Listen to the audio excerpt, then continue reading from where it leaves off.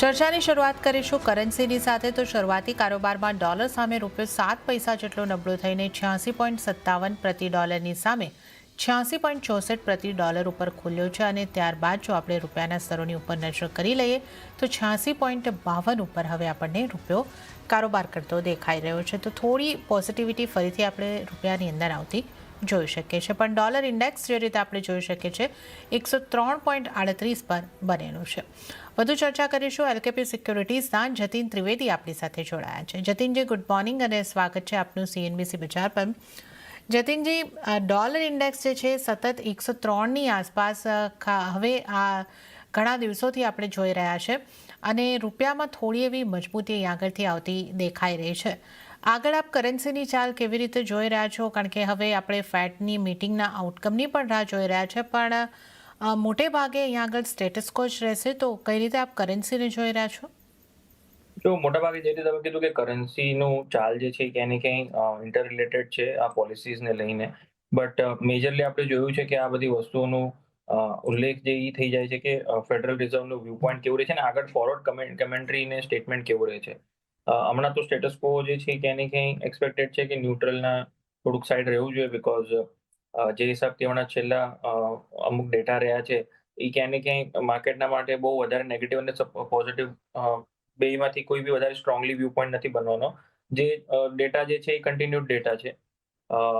છેલ્લા પીએમઆઈના ડેટા કહી લઈએ આપણે કે ઇન્ફ્લેશનના સીપીઆઈ ડેટા કહી લઈએ, તો આઈ ડોન્ટ થિંક સો કે બહુ વધારે મોટા ભાગે કોઈ વ્યૂ પોઈન્ટ એના અંદર ચેન્જીસ આવવું જોઈએ. અને ઇન્ટરેસ્ટ રેટ પર ચેન્જીસ પણ કંઈ એક્સપેક્ટેડ નથી હમણાં. ઇનલાઇન એક્સપેક્ટેશન છે ઇન્ટરેસ્ટ રેટ પર જે છે. સો આઈ થિંક મોરલેસ થોડુંક ન્યુટ્રલ કંઈ ને કંઈ ઇવેન્ટ રહી શકે છે પોલિસી જે છે. અનલેસ એન્ડ અન્ટિલ કંઈક વ્યૂ પોઈન્ટ એમાં ચેન્જીસનો આવી જાય કે જ્યાં એ લોકોનો ઉલ્લેખ ચેન્જ થઈ જાય છે, વ્યૂ પોઈન્ટ થોડો ચેન્જ થઈ જાય છે, તો જ મને લાગે છે કે થોડો અસર અહીંયા તમને જોવા મળી શકે છે. અથવા I am not expecting much of trend base movement એના કારણથી. મેઇનલી જે ડોલર ઇન્ડેક્સનું વીકનેસ ચાલી રહ્યું છે ટેરિફ્સને લઈને, એના કારણથી રૂપિયા પર જે છે થોડુંક સપોર્ટ જે છે આપણને જોવા મળ્યો છે કે જ્યાં રૂપિયો 8750 8760 થી લઈને હવે 8650 ના આજુબાજુ આપણને ટ્રેડ કરતા જોવા મળી રહ્યો છે, 8660 ના પાસે. બટ મોરલેસ 8625 થી લઈને 8695 આ જે રેન્જ જે છે આ રૂપિયો ક્યાંય ને ક્યાંય પકડીને રાખશે આગળ ચાલતા. જી જન્મ. ઓકે, તો રૂપિયાની આપણે જે રીતની વાત કરી આગળથી એક રેન્જની અંદર જ રૂપિયો આગળ પણ રહી શકે છે. અને રેન્જની વાત કરીએ તો 86.85થી લઈને 86.95ની વચ્ચેની રેન્જ રૂપિયામાં આગળ પણ યથાવત રહેતી દેખાઈ શકે છે. પણ સોનાની વાત કરીએ, કારણ કે સોનાની તેજી આજે પણ યથાવત છે. ગઈકાલે કોમેક્સ ઉપર $3038 સુધીના સ્તર આપણે જોયા હતા અને આજે જો આપણે શરૂઆતની કારોબારની વાત કરીએ તો વૈશ્વિક બજારમાં લગભગ આ જ સ્તરોની આસપાસ કારોબાર થતો જોવા મળી રહ્યો છે. અને જો આપણે વાત કરી લઈએ MCX અને MCX ઉપર જો આપણે સોનાની ચાલ જોઈએ તો અહીંયા પણ મજબૂતી યથાવત છે અને 88,875ની આસપાસના સ્તર આપણે અત્યારે જોઈ શકીએ છીએ. તો અહીંયા આગળ વેસ્ટ એશિયામાં ફરી તણાવ વધતા કિંમતોને સપોર્ટ મળી રહ્યો છે અને સાથે જ ગોલ્ડ ETFમાં મજબૂત ઇન્ફ્લોના કારણે પણ કિંમતો વધતી દેખાઈ રહી છે. જતીનજી, સોનાની જે આ મજબૂતી છે એ આગળ કેટલી કન્ટિન્યુ થતી આપને લાગી રહી છે? કારણ કે એક તરફ જે સેફ હેવન બાઇંગ છે હજી પણ વેસ્ટ એશિયાને લઈને સંજોગો જે છે એ ચિંતાના જ બનેલા છે, પણ ઇક્વિટી માર્કેટ રિકવર કરી રહ્યું છે. તો શું સોના તરફથી ફરી ઇક્વિટી તરફ જઈ શકે છે રોકાણકાર, કે કઈ રીતે તમે જોઈ રહ્યા છો? જો હમણાં તો જે હિસાબથી માર્કેટનું પરફોર્મન્સ છે, ગોલ્ડ માર્કેટ હજી પણ એક સ્ટ્રોંગ બુલ રનના અંદર પકડેલો છે અને પ્રાઇસીસનું આઉટલુક હજી પણ કંઈ ચેન્જીસ નથી થઈ રહ્યું કે જેના કારણે આપણને એમ દેખાવા મળે કે ગોલ્ડના અંદર પુલબેક રેલી ચાલુ થઈ જશે કે કરેક્શન જે છે અહીંયાથી જોવા મળી શકે છે. મુખ્ય કારણ એ જ બની શકે છે કરેક્શનના કે બહુ સ્ટ્રોંગ એના અંદર ન્યૂઝ ફ્લો આવે પોઝિટિવ સાઇડને લઈને, વિથ રશિયા યુક્રેન કોન્ફ્લિક્ટ કહી લઈએ કે મિડલ ઇસ્ટનું જે ક્રાઇસિસ છે એને લઈને કહી લઈએ કે ટેરિફ્સના અંદર બહુ મોટા ભાગે યુએસના તરફથી સોફ્ટનેસ આવે અને બીજા અન્ય દેશો પણ બધા અગ્રીમેન્ટ પર આવી જાય કે ટેરિફ્સને લઈને બહુ વધારે એગ્રેસિવનેસ ના દેખાડે. તો આ બધી રીઝન્સ આવશે ત્યારે જ માર્કેટ જે છે ક્યાંય ને ક્યાંય પ્રોફિટ બુકિંગ દેખાડશે. બટ હજી પ્રોફિટ બુકિંગનો દોર જે છે ચાલુ નથી થયો. તો જ્યાં સુધી આવતું નથી ત્યાં સુધી એના માટે એક્સપેક્ટેશન રાખીને શોર્ટ કરવું એ પણ એડવાઇઝેબલ નથી હમણાં. ટ્રેન્ડ જે રીતે ચાલી રહ્યો છે એમાં ટ્રેલિંગની જ એડવાઇસ આપી રહ્યા છે અમે. ફ્રેશ પોઝિશન્સ ભલે થોડીક એગ્રેસિવલી ના લેવું એ વ્યૂ પોઈન્ટ બની રહ્યો છે અમારો. બટ ક્યાંય ને ક્યાંય મોરલેસ અવોઇડ તો નથી જ કરવાનું. બાઇંગ સાઇડનું રેકમેન્ડેશનમાં જ રહેવાનું છે. સ્ટોપ લોસીસ સ્ટ્રિક્ટલી ફોલો જરૂર કરવાના છે બીકોઝ હાઈ પીક પર ચાલી રહ્યા છે પ્રાઇસીસ. તો કોમેક્સમાં જ્યાં સુધી 3000ના ઉપર ટ્રેડ કરે છે ત્યાં સુધી વ્યૂ પોઈન્ટ થોડો પોઝિટિવ લઈને ચાલવું અહીંયા. અને આપણા ઘરેલું બજારમાં 88,000ના ઉપર જ્યાં સુધી ટ્રેડ કરે છે ત્યાં સુધી વ્યૂ પોઈન્ટ પોઝિટિવ લઈને ચાલવાનું. સો 88,600ના 700ના વચ્ચે મળે ત્યારે બાઇંગ કરીને ચલાય અને 88,000 નીચે મોરલેસ સ્ટોપ લોસ રાખીને ચાલો શોર્ટ ટર્મના બેસિસ પર. અને 89,250 89,300 સુધીના ટાર્ગેટ રાખવા. બહુ હેવી રિસ્કથી અહીંયા ટ્રેડ ના કરું અને જો બહુ હેવી રિસ્કથી ટ્રેડ કરતા હો તો સ્ટ્રિક્ટલી સ્ટોપ લોસ ફોલો કરું એ મારું માનવું રહેશે આના પર. ઓકે, તો સોના પર હજી પોઝિટિવ વ્યૂ છે અને ખાસ કરીને 88,000ના લેવલ જ્યાં સુધી MCX ઉપર દેખાય છે ખરીદી તરફ જ રહેવાની સલાહ બની રહી છે. તો 88,600 88,700ના લેવલની આસપાસથી ખરીદારી કરો. 89,250 89,300 સુધીના ટાર્ગેટ બની શકે છે. 88,000નો stop loss strict stop loss અહીં આગળ મેન્ટેન કરીને ચાલો. તો સોનામાં હજી ખરીદી તરફ રહેવાની સલાહ બની રહી છે. હવે આપણે ચાંદીની વાત કરી લઈએ તો ચાંદીમાં પણ વૈશ્વિક બજારમાં ભાવ $34ના સ્તરની પાસે સ્થિર થઈ રહ્યા છે અને જ્યારે સ્થાનિક બજારની પણ આપણે વાત કરીએ તો ત્યાં સતત ત્રીજા દિવસે કિંમતો 1 લાખને પાર પહોંચતી આપણને દેખાઈ રહી છે અને 1,13,000ની ઉપરની કિંમતો આપણે અહીંયા આગળથી ચાંદીની અંદર જોઈ શકીએ છીએ. તો એક સારી પોઝિટિવિટી જતીનજી ચાંદીની ઉપર પણ છે અને જે રીતે આપણે એક ચર્ચા કરી રહ્યા છે કે આ વખતે 1 લાખની ઉપરની કિંમતો સસ્ટેન થઈ રહી છે. તો ચાંદીમાં પણ આપની કઈ રીતની સલાહ રહેશે? ત્યાં પણ ખરીદારી તરફ રહેવું જોઈએ? કરેક્ટ, રાઇટલી પોઈન્ટેડ દાદા કે 1 લાખના ઉપર ટચ થવું એ તો એક્સપેક્ટેડ હતું જ. બટ 1 લાખના ઉપર આવીને પછી તરત પ્રોફિટ બુકિંગ આવે છે કે પછી સસ્ટેન કરવા માંડે છે એ ઇમ્પોર્ટન્ટ છે. અને આનું મુખ્ય કારણ એ છે કે રૂપિયો જે છે ક્યાંય ને ક્યાંય તેજ થયો છે. એના અંદર નરમી નથી આવી. ઇનફેક્ટ ઇન્ક્રીઝ થયો છે રૂપિયો almost by more than 1.5% in the last few weeks. અને એના સામે જ કોમેક્સમાં સિલ્વર જે છે એ ઘણો તો સારો ટ્રેન્ડ બેઝ રેલી એના અંદર જોવા મળી છે. તો જેના કારણથી સિલ્વરને જે છે આપણા ઘરેલું બજારમાં સપોર્ટ મળ્યો છે અને બેઝ મેટલ માર્કેટનું પણ સપોર્ટ અહીંયાથી જોવા મળી રહ્યું છે. તો મને લાગે છે આઉટલુક હજી પણ અહીંયાથી હું સમજીને ચાલું છું કે આઉટલુક પોઝિટિવ લઈને જ ચાલવું જોઈએ. સ્પેશિયલી જ્યાં સુધી કોમેક્સના અંદર $32ના ઉપર ટ્રેડ કરે છે ત્યાં સુધી પોઝિશનલી તો સિલ્વરના અંદર બહુ મોટા ભાગે કોઈ મંદી નથી દેખાઈ રહી. $32 એટલે ઓલમોસ્ટ અહીંયાથી તમને 6% અહીંયાથી ઓલું થઈ જાય છે તમને સેફ્ટી નેટ. તો 6%ના હિસાબે અહીંયા આપણા ઘરેલું બજારમાં જોવા જઈએ તો અરાઉન્ડ અબાઉટ 95,000નું સેફ્ટી નેટ થાય છે. સો અગર રિસ્ક જે હિસાબથી લેવા માંગતા હો તો 95,000નું સ્ટોપ લોસ રાખીને જ લેવું પડશે. એક પોઝિશનિંગ અને શોર્ટ ટર્મ બેસિસ પર અગર આઉટલુક લેવું હોય તો. અહીંયા માર્કેટ એવું નથી કે જ્યાં તમે 0.5% 1%નું સેફ્ટી નેટ રાખીને ચાલો તો સ્ટોપ લોસ પણ થઈ શકે છે. કેમ કે હવે પ્રાઇસીસ જે છે 1 લાખના પાસે છે અને 1% ઇઝ ઓનલી ₹1,000 નાઉ. પહેલા જ્યારે 60,000 પર હતા ત્યારે ₹500-600 1% થઈ જતું હતું. પણ હવે ₹1,000 મુવમેન્ટ બહુ એવરેજ મુવમેન્ટ થઈ જશે સિલ્વર માટે આગળ ચાલતા, હું એમ માનું છું. સો વ્યૂ પોઈન્ટ પોઝિટિવ છે. 95,000નો ઓવરઓલ સ્ટોપ લોસ રહેશે અને હાયર સાઇડ પર 1,03,000થી 1,04,000 સુધીનો વ્યૂ પોઈન્ટ રાખીને ચાલુ છું. બાય ઓન ડિપ્સનું માર્કેટ છે 1 લાખના આજુબાજુ 99,000ના આજુબાજુ મળે ત્યારે એના અંદર બાઇંગ કરીને ચાલવું. આ એક શોર્ટ ટર્મના હિસાબે વ્યૂ પોઈન્ટ રહેશે. કેમ કે આજે ને કાલે 2 દિવસ જે ફેડની પોલિસીની ઓલી છે તો એમાં હું ટ્રેડિંગ પર્પઝથી વ્યૂ પોઈન્ટ નથી આપી રહ્યો એના અંદર બાઇંગ કરવા માટે. એક શોર્ટ ટર્મ ને મીડિયમ ટર્મ માટે પોઝિશનિંગ માટે બાય કોલ આપું છું આના અંદર સિલ્વરના અંદર. ઓકે, તો સિલ્વરમાં અહીં આગળથી શોર્ટ ટર્મ માટે સલાહ બનતી દેખાઈ રહી છે. થોડા ઘટાડે એટલે કે 99,000 1 લાખની આસપાસ તમને ચાંદી મળે છે. ખરીદારી કરીને ચાલો. ટાર્ગેટ અહીં આગળથી 1,04,000 1,03,000 સુધીના બની શકે છે. સ્ટોપ લોસ જે છે 95,000નો રાખવાની સલાહ બનતી દેખાઈ રહી છે. તો આ આપણે ચાંદીની વાત કરી. સોના ચાંદીમાં ખરીદારીની સલાહ. અને આ સાથે જ સમય થઈ રહ્યો છે બ્રેક લેવાનો. લઈશું બ્રેક અને બ્રેક બાદ વધુ કોમોડિટીઝની ચર્ચા કરીશું.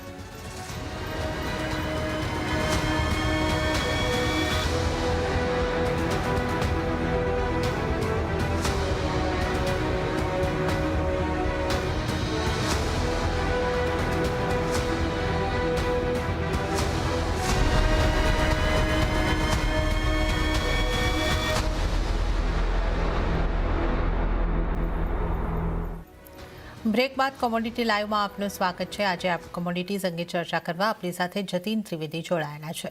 મેટલ્સના કારોબાર પર નજર કરી લઈશું. શરૂઆતી કારોબારમાં સ્થાનિક બજારમાં મેટલ્સમાં મિશ્ર કારોબાર રહ્યો અને જ્યાં ઝીંકમાં મામૂલી નરમાશ જોવા મળી, પણ વૈશ્વિક બજારમાં કોપરના ભાવ વધીને આશરે 10 મહિનાના ઉપલા સ્તરની પાસે પહોંચતા દેખાઈ રહ્યા છે. અહીંયા ચાઇના તરફથી પણ રાહત પેકેજ મળતા ડિમાન્ડ વધવાની આશાએ કિંમતોમાં તેજી જોવા મળી રહી છે. અને હવે આપણે એમસીએક્સ પર પણ જોઈએ તો તમામ મેટલ્સ લીલા નિશાનની અંદર તો કારોબાર કરતી આપણને જોવા મળી રહી છે.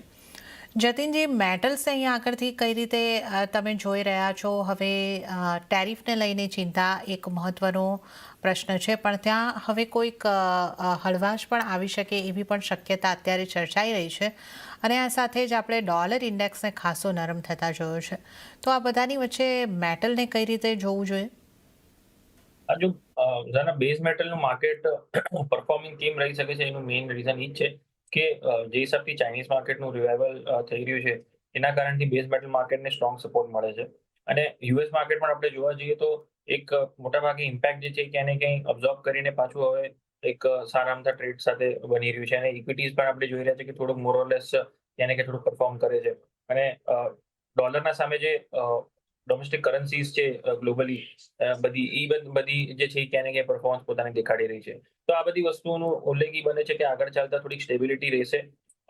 બહુ વધારે કદાચ રેપિડ ગ્રોથ ન મળે ઇકોનોમીઝના અંદર, બટ ક્યાંય ને ક્યાંય સ્ટેબિલિટી સાથે અને ગ્રોથ પાથ જે છે એ બનેલું રહેશે. અને એશિયન કરન્સીઝ અને એશિયન કોન્ટિનેન્ટના અંદર તમને ગ્રોથ પાથ થોડું વધારે દેખાઈ શકે છે, સ્પેશિયલી બ્રિક્સ આપણે જોઈ લઈએ તો એના કારણથી મને લાગે છે કે બેઝ મેટલ માર્કેટનું ડિમાન્ડ જે છે આગળ ચાલતા સારું અમથું રહેવું જોઈએ. અને મુખ્ય કારણથી વેસ્ટર્ન કરન્સીઝ એશિયન કરન્સીઝના સામે અંડર પરફોર્મન્સ રહી શકે છે, જેના કારણથી મેટલ્સ માર્કેટ થોડુંક અહીંયાથી ડિમાન્ડ સાયકલ પિકઅપ થઈ શકે છે. અને લેવલ વાઇઝ પણ હું જોવા જઉં તો ઓપોર્ચ્યુનિટીઝ બેઝ મેટલના અંદર સારી અમથી બનતી દેખાઈ રહી છે. ઝિંક અને એલ્યુમિનિયમ આ બે જે છે ક્યાંય ને ક્યાંય મારા ટોપ પિક રહેશે. ઝિંક ટ્રેડિંગ વાઇઝ અગર જોવા જઈએ તો 275 આ સ્ટોપલોસના સાથે ઝિંક જે છે માર્ચ વાયદાના અંદર બાઇંગ કરીને ચાલી શકાય છે. હાયર સાઇડ પર 285 થી લઈને 288 સુધીના ટાર્ગેટ્સ રાખીને ચાલો, શોર્ટ ટર્મ વ્યૂ પોઈન્ટ રાખીને સ્વિંગ ટ્રેડિંગના હિસાબે. એલ્યુમિનિયમના અંદર પણ બાઇંગની રેકમેન્ડેશન રહેશે આફ્ટર માઇનર કરેક્શન. 267 268 થી કરેક્શન હમણાં 264 પાસે મળ્યો છે, તો આ એક ઓપોર્ચ્યુનિટી પાછું હું જોઈ રહ્યો છું આના અંદર. 257 ના સ્ટોપલોસ સાથે 272 અને 275 સુધીના short term to medium term target બને છે એલ્યુમિનિયમના અંદર પણ. સો બાઇંગ સાઇડનું રેકમેન્ડેશન રહેશે મારા તરફથી મેટલ્સ માટે પણ. ઓકે, તો મેટલમાં પણ short term to medium term માટે બાઇંગ કરીને ચાલવાની સલાહ છે. ખાસ કરીને ઝિંક અને એલ્યુમિનિયમમાં બાઇંગની સલાહ છે. ઝિંકની જો વાત કરીએ તો ટાર્ગેટ 285 288ના બની શકે છે. 275નો સ્ટોપલોસ ધ્યાને રાખવાનો રહેશે. અને વાત એલ્યુમિનિયમની કરી લઈએ તો એલ્યુમિનિયમમાં પણ ખરીદારી કરવાની હાલના લેવલથી જ ખરીદારી કરીને તમે ચાલી શકો છો. એલ્યુમિનિયમમાં 272 275નો ટાર્ગેટ, 257નો સ્ટોપલોસ ધ્યાને રાખવાનો રહેશે. તો મેટલ્સની આપણે વાત કરીએ. અને હવે આપણે જો ક્રૂડની વાત કરી લઈએ તો સતત 2 દિવસની સારી તેજી બાદ આજે ક્રૂડમાં ફરી દબાણ આવતું જોવા મળી રહ્યું છે. અને જ્યાં બ્રેન્ટના ભાવ ઘટીને $71 નીચે આવતા દેખાઈ રહ્યા છે. હવે નાઇમેક્સ ક્રૂડમાં આશરે 5%થી વધુનું દબાણ આપણને બનતું દેખાઈ રહ્યું છે અને $67 નીચે કારોબાર છે. હવે અહીંયા આગળ યુએસમાં ઇન્વેન્ટરી વધતા અને રશિયા-યુક્રેન યુદ્ધ પણ પૂર્ણ થવાની આશંકાએ કિંમતોની અંદર નરમાશ બની રહી છે. એમસીએક્સના સ્તરોની વાત કરીએ તો 5757 પર આવતા દેખાઈ રહ્યા છે. જતીનજી, ક્રૂડ માટે હવે તમે કઈ રીતે જોઈ રહ્યા છો? અહીંયા હવે ઇન્વેન્ટરીની પણ વાત છે અને જે રશિયા યુક્રેનની વચ્ચે કંઈ 1 મહિના માટે તો યુદ્ધ વિરામની ચર્ચા અહીંયા આગળથી થઈ છે. ખાસ કરીને ઓઇલ ઉત્પાદક જે સ્થાનો છે ત્યાં આગળ તો થશે જ એ રીતની વાત છે. તો કઈ રીતે આપણે આની ઇમ્પેક્ટ જોઈશું ક્રૂડ ઉપર? તો વોલેટિલિટી સાથે ટ્રેડ કરતું દેખાઈ રહ્યું છે ઝરના, કેમ કે જે હિસાબથી મિડલ ઈસ્ટના અંદર હજી પણ થોડોક તણાવ છે અને રશિયા યુક્રેનનું કોન્ફ્લિક્ટ જે છે ડીએસ્કેલેશન થવું, તો આ ક્યાંય ને ક્યાંય વોલેટિલિટીના સંકેતો છે. હાલાકી હાયર લેવલ્સ પર સસ્ટેન નથી કરી રહ્યું, થોડુંક વીકનેસ આવી જાય છે. બટ ગઈકાલના દિવસે આપણે જોવા જઈએ તો મોર્નિંગ સેશન સુધી એક સારું અમથું એના અંદર પ્રાઇસ એક્શન હતું અને લાગી રહ્યું હતું કે સારી અમથી બઢત જે છે અહીંયાથી 6000-6100 સુધીના લેવલ્સ પણ આવી શકે છે હાયર સાઇડ પર. બટ બપોર પછીના ન્યૂઝના કારણથી ક્રૂડના અંદર થોડુંક સેલ ઓફ આવી ગયું છે. 5750 5740 પાસે એક ઇમ્પોર્ટન્ટ સપોર્ટ ઝોન છે. તો અગર જેને બી સેલિંગ કર્યું હોય તો થોડુંક વેટ કરીને ચાલો, થોડુંક બાઉન્સ બેક આવે અરાઉન્ડ 5850 5900 ના લેવલ્સ આવે તો જ એના અંદર સેલિંગનું અમારો વ્યૂ પોઈન્ટ રહેશે. હમણાં લોઅર લેવલ્સ પર સેલિંગની એડવાઇસ હું નથી આપી રહ્યો બિકોઝ માર્કેટ જે છે બહુ વોલેટાઇલ છે. ન્યૂઝ ફ્લો પણ જે હિસાબથી આવશે એ હિસાબથી માર્કેટ રિએક્શન કરી શકે છે. તો મારો આઉટલુક આના અંદર થોડોક વેટ એન્ડ વોચનો છે અને થોડોક વીકનેસનો બની ગયો છે આફ્ટર ધ રશિયા યુક્રેનનું યુદ્ધ વિરામનું જે ન્યૂઝ ફ્લો ચાલી રહ્યું છે એના પાછી. લેવલ વાઇઝ હું સ્ટ્રોંગલી તો રેકમેન્ડ નથી કરી રહ્યો બટ હાયર સાઇડ પર થોડુંક વીકનેસ જરૂર દેખાય છે. એટલે 58-50ના લેવલ્સના માટે થોડું વેઇટ કરો. ત્યાં તમે થોડુંક શોર્ટ સાઇડની ઓપોર્ચ્યુનિટીઝ ગોતી શકો છો. ઓકે, તો અત્યારે ક્રૂડની અંદર વેટ એન્ડ વોચ કરવાની સલાહ બની રહી છે. વધારે સંભાવના જે છે વીકનેસ તરફની દેખાઈ રહી છે. તો જો 5800ની આસપાસના લેવલ મળે છે તો તમે એક વેચવા તરફનો કારોબાર કરી શકો છો. હાલમાં થોડું વેઇટ કરવાની સલાહ બની રહી છે. તો ક્રૂડ બાદ હવે જો આપણે નેચરલ ગેસની પણ વાત કરી લઈએ. સ્થાનિક બજારમાં નેચરલ ગેસમાં લગભગ 0.5% વધારેની વેચવાલી આવતી દેખાય અને જો સ્તરની વાત કરીએ તો લગભગ 354ના સ્તરની આસપાસ કારોબાર થતો જોવા મળી રહ્યો છે. જતીનજી, નેચરલ ગેસને કઈ રીતે જુઓ છો અને અહીંયા તમારી સલાહ કઈ રીતની રહેશે? ઘરના નેચરલ ગેસ પણ જોવા જઈએ તો વોલ્ટાઇલ ટીને સાથે જ ટ્રેડ કરી રહ્યું છે બટ થોડુંક લાગી રહ્યું છે કે એના અંદર રેન્જ જે છે ક્યાંય ને ક્યાંય થોડી હાયર સાઇડની બની રહી છે. ગઈકાલના દિવસે એક સારો આમતો પુલબેક પણ જોયો છે અને મોરલેસ 340નો લેવલ જે છે એ ક્યાંય ને ક્યાંય એક બેઝ સપોર્ટના તરીકે એક્ટ કરી રહ્યું છે. તો 340ના સ્ટોપલોસ સાથે જ અહીંયા આગળ જે છે એ બાઇંગ ઇનિશિયેટ કરવાની છે. નાનો સ્ટોપલોસ જે બી રાખશો તમે 5-6 રૂપિયાનો એ ક્યાંય ને ક્યાંય હિટ થવાનો ચાન્સીસ થઈ જાય છે. તો એક વ્યૂ પોઈન્ટ લઈને ચાલુ છે કે 340ના નીચે જ્યાં સુધી ટ્રેડ નહીં કરે ત્યાં સુધી વ્યૂ પોઈન્ટ બાઇંગનો રાખીને ચાલો. 352 થી 354 વચ્ચે જ્યાં તમને ફેવરેબલ લાગે ત્યાં બાઇંગ કરીને ચાલી શકો છો 340નો સ્ટોપલોસ સાથે. અને 380 સુધીના ટાર્ગેટ રાખી શકો છો. થોડું હાયર સાઇડનો ટાર્ગેટ એટલે આપું છું કેમ કે વોલેટિલિટીના સાથે બહુ વધારે ટ્રેડ કરતો દેખાઈ રહ્યો છે નેચરલ ગેસના પ્રાઇસીસ. તો 360-365 સુધીના ટાર્ગેટ પણ રાખી શકાય છે અગર તમારો વ્યૂ પોઈન્ટ 2 થી 3 દિવસનો છે. બટ વીકલી વ્યૂ પોઈન્ટના હિસાબે જોવા જાઓ તો 375-380 સુધીના ટાર્ગેટ રાખીને ચાલી શકો છો. ઓકે, તો નેચરલ ગેસમાં વીકલી પોઈન્ટ ઓફ વ્યૂ રાખી રહ્યા હોય તો 380 સુધીના ટાર્ગેટ તમે બનતા જોઈ શકો છો. 340નો સ્ટોપલોસ રાખીને ખરીદારી તરફ રહી શકો છો. તો આ નેચરલ ગેસની પણ આપણે વાત કરી. અને આ સાથે જતીનજી, આપનો આભાર. આપ અમારી સાથે જોડાયા અને તમામ નોન એગ્રી કોમોડિટીઝ અંગે ચર્ચા કરી. આપનો આભાર. તો હવે આપણે એગ્રી કોમોડિટીઝના કારોબાર તરફ આગળ વધીશું અને એગ્રી